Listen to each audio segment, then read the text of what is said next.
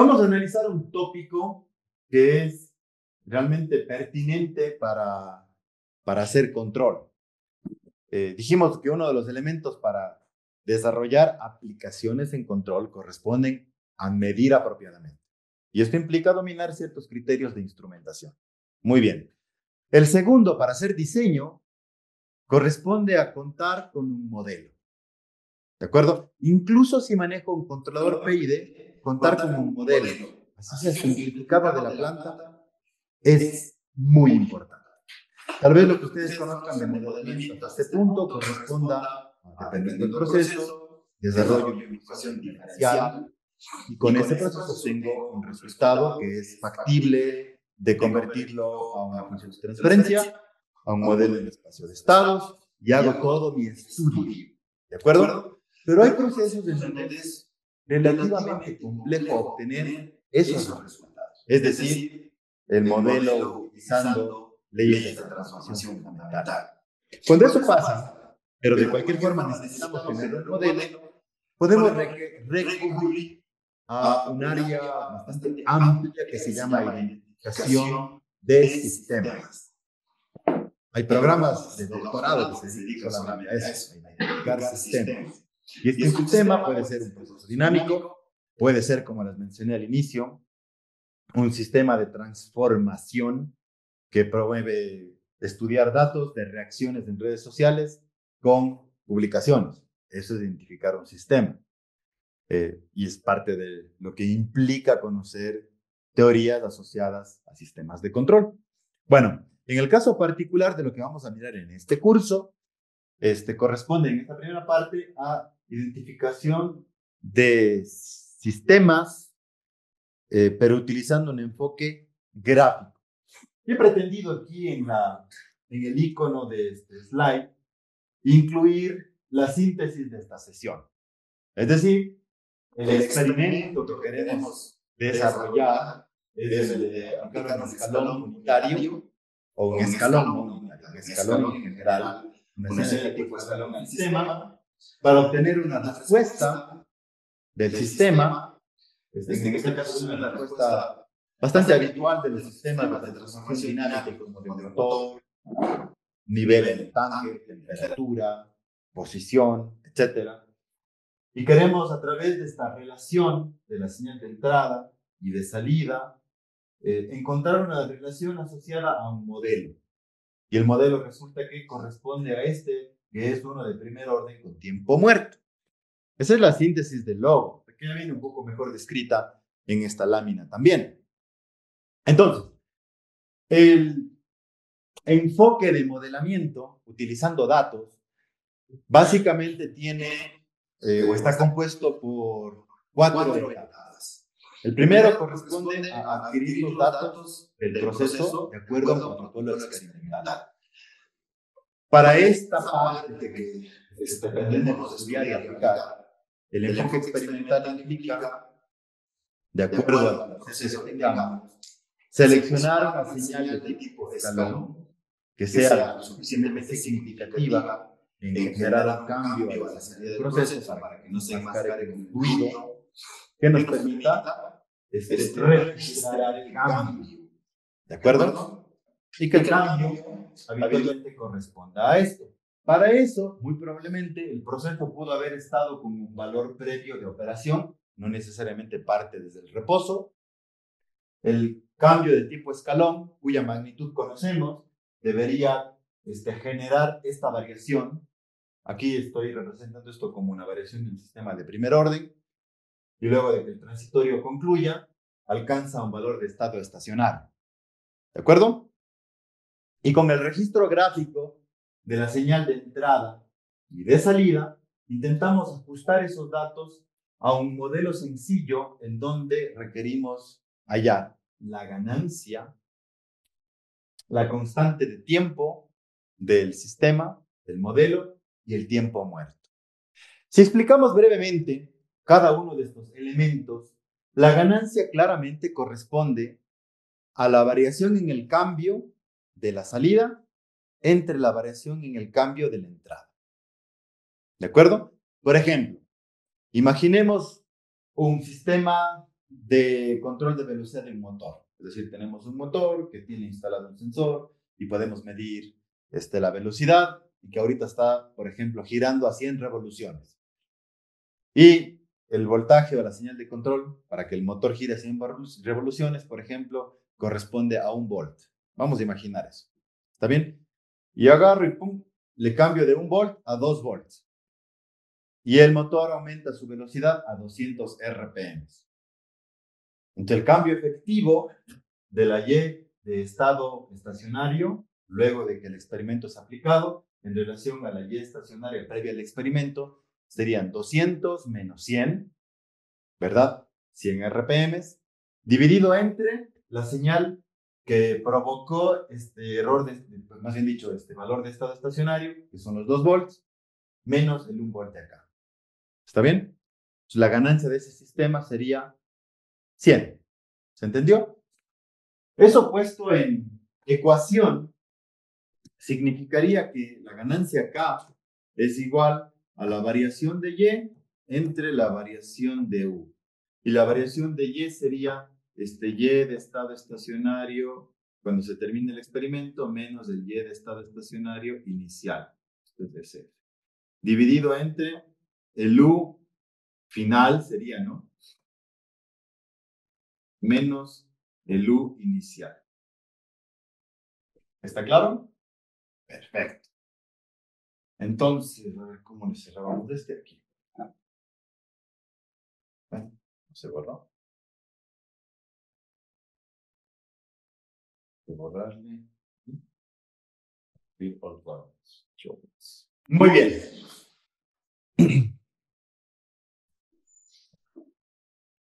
Perfecto. Eso en relación a esta figura. Luego, supongamos que tomamos como referencia una respuesta del sistema. Esta es la respuesta del sistema de un proceso. Perdón, antes de parar. Y explicamos qué estado, ¿se acuerdan? El estudio de sistemas de primer orden.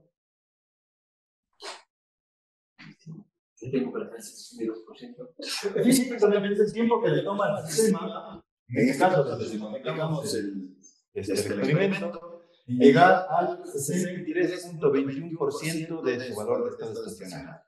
Aquí está representado como el tiempo que le tomaría en parte de aquí para acá, el 63.21% de este cambio. Ahí tendríamos tau, pero más teta. ¿Qué es teta? Es el tiempo muerto del sistema. ¿Qué es el tiempo muerto? Desde que produzca el cambio, asumiendo que el cambio X se dio justo en t igual a 0, hasta cuando el sistema empieza a responder, eso es el tiempo muerto. ¿A qué puede deberse un tiempo muerto en un sistema? Hay un montón de razones físicas asociadas a la inercia, por ejemplo. Imaginen el siguiente caso, en donde el tiempo muerto no es fijo, sino es variable en función de la característica del sistema, pero da una buena referencia de que es un tiempo muerto. Cuando ustedes van a tomar una ducha y abren la llave, la respuesta también es inmediata. Depende de qué tanto se hace la tubería, ¿de acuerdo? Depende de en qué piso estén. Toma un tiempo hasta cuando el agua llega finalmente a fluir por donde se requiere. Entonces, ese tiempo puede ser un tiempo muerto asociado al flujo que estuviese registrando a la salida de líquido. ¿Se entiende? Bueno, ese es el tiempo muerto. Supongamos que para este caso tomamos como referencia una señal UDT con una amplitud de 1.5 unidades, no sabemos qué es general, y nos devuelve el sistema una respuesta de estado estacionario de casi 3. Y tiene esta forma. Lo que habitualmente se hace para aplicar esta metodología de identificación gráfica, primero es definir cuál es el valor estacionario del sistema antes del experimento. Aquí, sin pérdida de generalidad, está empezando en 0. Y luego se termina por establecer en cerca de 3. Suelo trazar una línea que se llama línea de 0 y la línea del 100% de la respuesta. Y como queremos aprender o caracterizar la parte lineal del proceso, entonces una línea tangente aquí ayuda a generar un corte. Veo la parte que sea más lineal de esta curva. Como el enfoque es gráfico, en verdad esto depende de su ojo. No hay algo que nos diga como reglas así tiene que ser, porque es de gráfico el enfoque. En este caso se puede corta la línea que sí, y donde se corta se puede determinar algunas características como el tiempo muerto. ¿De acuerdo? Entonces, bueno, a partir de esto nacen tres metodologías muy sencillas para determinar el modelo de un sistema. La primera, vamos a estudiar, se llama el método de Ziegler-Nichols. El nombre es muy conocido porque el método Ziegler-Nichols es el que habitualmente se implementa para visualizar lazos de control P-I-D. Hay el método de respuesta de escalón, que se parece mucho a lo que vamos a empezar aquí, y el método de la ganancia última, que implica que el sistema oscile, ¿no? Es básicamente alcanzar la estabilidad marginal para entonces, en función de una tabla, generar un ajuste de las ganancias. Ya veremos con más detalle eso más adelante. Bueno, en este caso, para todos los tres métodos, el modelo no cambia. Es decir, el modelo de referencia sigue siendo K entre tau S más 1 por E a la menos teta por S. Eso no cambia. ¿De acuerdo? Lo que cambia es la forma en la que calculamos, de acuerdo a la respuesta gráfica, la ganancia, el tiempo muerto y la constante de tiempo. ¿De acuerdo? De todas las tres variables que vamos a identificar, una se mantiene con la fórmula de cálculo constante. Corresponde a la ganancia K. Para los tres métodos que presentamos, siempre va a ser delta Y entre delta U. Y ya explicamos un poquito. Luego, en el caso del método Ziegler-Nichols, el tiempo muerto θ es el tiempo que transcurre desde que inicia el experimento hasta donde podamos identificar el punto que intersecta la línea de base o la línea cero con la línea tangente. Y la constante de tiempo tau es el tiempo que transcurre desde iniciado el experimento hasta la intersección que se genera entre la línea tangente y la línea del 100% proyectada al eje T. Gráficamente esto se vería así, para usar el método Ziegler-Nichols. Tengo la respuesta del tipo así, como si fuera una de un sistema de primer orden.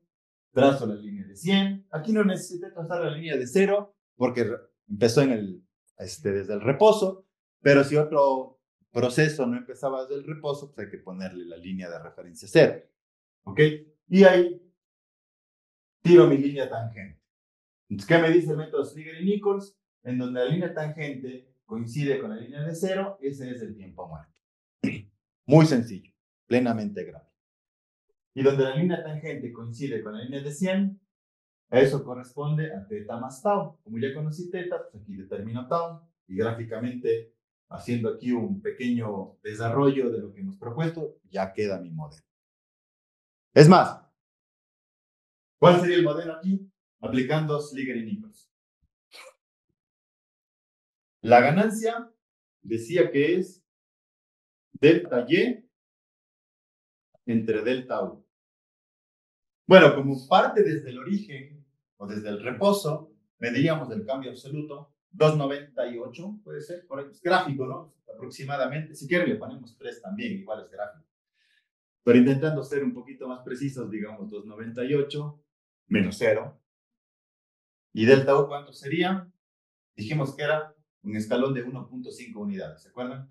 Esto sería entre 1.5 menos 0, desde el reposo. Si resolvemos esto, esa sería la ganancia. No sé cuánto nos dé. Si pusiéramos aquí 3 entre 1.5, eso sería exactamente 2. Vamos a ponerle aquí aproximadamente 2. ¿De acuerdo? Luego, θ. A ver, no tengo todos los múltiples, pero ¿qué será? 5, la mitad de esto sería, yo creo que es 2.5, ¿no? A ojo de ver, θ sería 2.5. ¿De acuerdo? Y luego, ¿qué estamos cortando? Yo digo 16, porque cualquier cosa es gráfico, ¿verdad? Entonces, θ más tau es igual a 16, lo que es mismo sería tau es igual a 16 menos 2.5. Lo que nos da como resultado es 2.5 y el modelo de mi proceso sería igual a 2 entre 13.5 por S más 1 por E a la menos 2.5 por S. ¿Quedó claro? Es muy simple. Muy bien. Voy a borrar esto, ¿no? Para ir a la siguiente lámina. El segundo método es el de Miller. Se conserva la forma en la que se calcula la ganancia K, pero hay una variación. Me dice, mira, si vamos a usar la línea tangente, ¿de acuerdo? Nada más que el tiempo muerto va a seguir siendo el tiempo que vamos a identificar entre el cruce de la línea tangente con la línea base, pero ahora nos vamos a concentrar en que el cálculo de la constante del tiempo tau corresponda a identificar dónde está el 63.21% del cambio total, ¿de acuerdo? Y ya, ese sería teta más tau. Es decir, trazo la línea de 100, trazo la línea tangente, esta intersección es teta, igual que antes, pero ahora, acá era teta más tau, esta vez ya no, el teta más tau va a ser el punto en donde yo mida el 63.21% del cambio. El 63.21% de es 1,9 más o menos. Por aquí digo esto, este valor proyecto, y esto que estamos midiendo es teta más tau. A diferencia del modelo pasado, la constante de tiempo tau cambia. Obviamente. Hacia adelante nos salió K igual a 2, delta igual a 2.5, aquí sigue siendo 2.5, pero esta vez tau va a ser, ¿qué estamos? 13.5 tal vez, por ahí, menos 2.5, tau nos gustaría un valor de 11. Si gustan, este GDS sería igual a 2 entre 11 por S más 1 por E a la menos 2.5, S. ¿Está claro? Tenemos ya dos modelos, los dos son diferentes. Eso tiene que quedar claro porque habitualmente cuando hacemos identificación de procesos, justamente la idea es generar varios modelos que nos permitan luego validar. Porque les había mencionado que este proceso de hallar un modelo a partir de datos es un ejercicio práctico de 4 etapas. Primero, adquirir los datos bajo un protocolo experimental. Segundo, seleccionar la estructura del modelo. La estructura en este caso fija, la del primer orden con tiempo muerto. Al modelo del primer orden con tiempo muerto en inglés se le llama FODT, the First Order with Delay Time System. ¿De acuerdo? El tercer punto es ajustar los parámetros de acuerdo a un algoritmo. Los algoritmos son gráficos. Y el cuarto paso es validar. ¿De acuerdo? La validación nos toma un poco más de tiempo para hacer discusión. Muy bien. Entonces, este es el caso del método de Miller. ¿Quedó claro? También está muy simple, ¿no? Y el último es un método analítico. El único valor que se conserva en relación a los otros dos métodos es la constante K, o el parámetro K. Y ahora nos interesan los puntos de 63.21% y el otro punto de 28.4% de la respuesta del dado estacionario. Resulta que el 63.21% está como el método de Miller, ese punto es teta más tau, y el punto del 28.4% corresponde a teta más tau entre 3. ¿De acuerdo? Y esto hizo que el punto del 28.4% es obviamente tau entre 3 para sistemas de primer orden. Entonces, de esa manera tenemos dos puntos para dos ecuaciones con dos incógnitas. Hay que resolver las dos ecuaciones con dos incógnitas. Determinamos este punto que está más tau y este punto que está más tau entre 3. Generamos dos ecuaciones con dos incógnitas y resolvemos. ¿De acuerdo? Eso se llama analítico, digamos, hay que meterle algo más de cálculo en este caso. Corresponde a resolver ecuaciones. Y esos resultados los consideramos los modelos y luego lo que hay que hacer es resolver. ¿Está bien? Veamos un ejemplo. Aquí tenemos datos verdaderos. Los datos provienen de un experimento. Resulta que el experimento consistió en tomar un motor DC artesanalmente todo esto. Le añadimos solidariamente en algo que se llama matrimonio, sería un matrimonio mal hecho en este caso, un encoder, pero en este caso el encoder es uno de otro motor funcionando como taco generador, ¿de acuerdo? Ustedes saben que el motor es una máquina reversible, puede ser generador o puede ser motor. Si giramos el eje, produce voltaje en sus terminales y es más fácil en el caso particular de los motores DC porque tiene imanes permanentes. Si ustedes a un motor DC le conectan a un taladro, por ejemplo, y le hacen girar, pueden medir un voltaje generado en su eje, perdón, en sus terminales. Entonces, aprovechando este principio, que tendríamos velocidad o voltaje medido proporcional a la velocidad de la flecha del motor al que estamos acoplando con este matrimonio, entonces le aplicamos una señal de voltaje al motor de 1.5 volts. ¿De acuerdo? Y la respuesta del motor en azul fue esta que está aquí, un poquito menos de 1 volt. Nótese que aquí la escala de azul en, en niveles es diferente a la escala naranja, ¿no? Nada más para que no piensen que hay algún error. Entonces, estas son las dos señales adquiridas bajo el protocolo experimental de forma gráfica. Siempre, bueno, no siempre, pero algunas veces me han preguntado, ¿y qué hacemos cuando el sistema es así de ruidoso? Digo, bueno, hay que filtrar. Dice, bueno, ¿y qué filtro se recomienda? Digo, como el enfoque es gráfico, pues el filtro que yo recomiendo es este.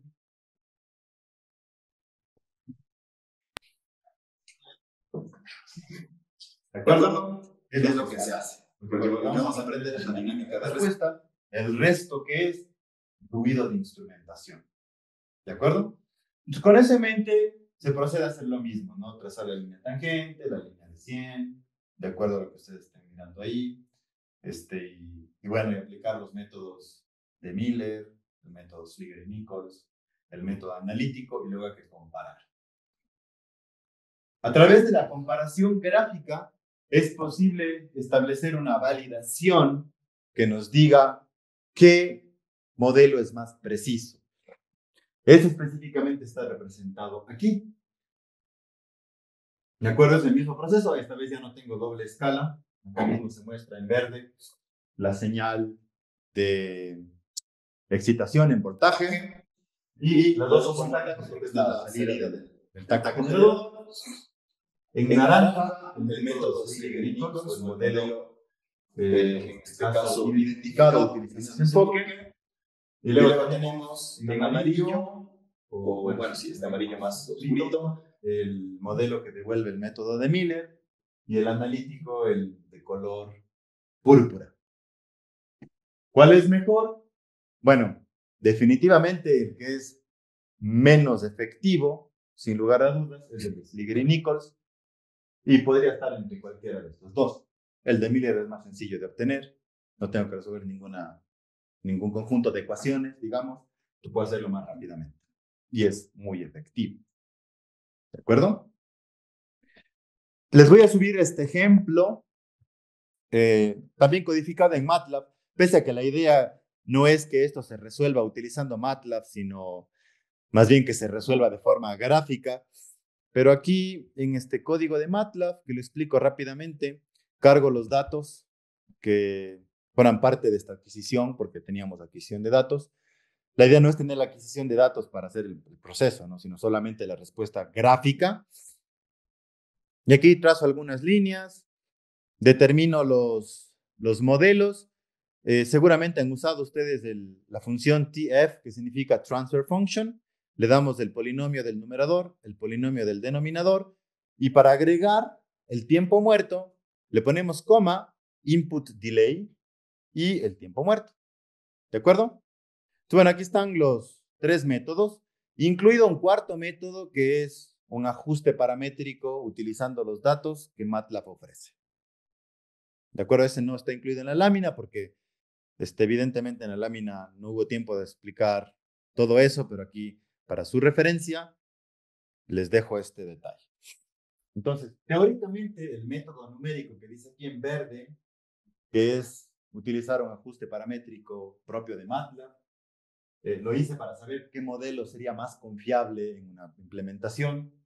Fíjense que se acerca ese método numérico al púrpura. Entonces, en teoría, de acuerdo a esto, el mejor método gráfico de los tres que estudiamos es el método analítico. ¿Está bien? ¿Está bien? Pueden usar esta información para experiencia, para hacer pruebas, para hacer cambios, para identificar otros procesos. Lo que les recomiendo cuando vayan a comprobar esto es que muy posiblemente les puede dar error aquí en el último método, en el 4, porque no tienen instalado el toolbox de System Identification, no van a tener estas instrucciones disponibles. Entonces, hay una de dos. Pueden usar esta parte y usar esa parte de la gráfica, que sería el 4 o pueden instalar el toolbox de System Identification y ya pueden ver todo. Igual les va a servir el toolbox de identificación de sistemas. Aquí estoy mostrando las funciones de transferencia. Esta es la función de transferencia de los diferentes modelos.